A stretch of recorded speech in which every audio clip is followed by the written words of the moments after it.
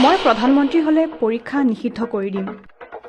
जब मैं प्रधानमंत्री बनूंगा ना, एग्जाम को बैन कर दूंगा।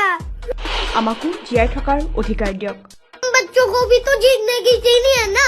परीक्षाक লৈ অতিষ্ঠ এটি শিশুৰ বিশেষ আহ্বান। हमें भी तो जिंदगी जीनी है ना, लेकिन एग्जाम पे एग्जाम, एग्जाम पे एग्जाम। শিশুটিৰ প্ৰতিটো বাক্যই এতিয়া সকলোৰে মনত সৃষ্টি কৰিছে প্ৰশ্ন। जब मैं प्रधानमंत्री बनूंगा ना, एग्जाम को बैन कर दूंगा। You are understand? পঢ়া শুনাৰ চাপ থাকিলে কেৱল শিশুৱেই নহয় প্ৰাপ্তবয়স্ক সকলেও চিন্তিত হৈ পৰে। আজিকালি ল'ৰা ছোৱালীৰ ওপৰত পঢ়া শুনা কৰিবলৈ যথেষ্ট হেঁচা প্ৰয়োগ কৰা হয়। প্ৰতিদিনে তেওঁলোকে সাৰপ্ৰাইজ টেষ্ট, প্ৰজেক্ট, এছেছমেণ্ট আৰু অন্যান্য পৰীক্ষা দিব লাগে।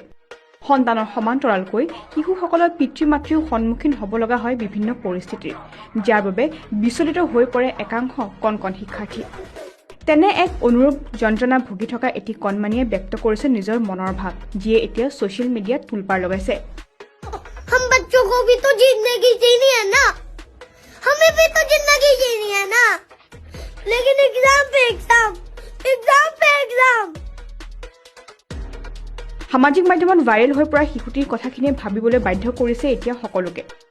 কান্দি কান্দি নিজৰ থোকাথুকি মাতেৰে শিশুটিয়ে উল্লেখ কৰিছে নিজৰ যন্ত্ৰণাৰ কথা।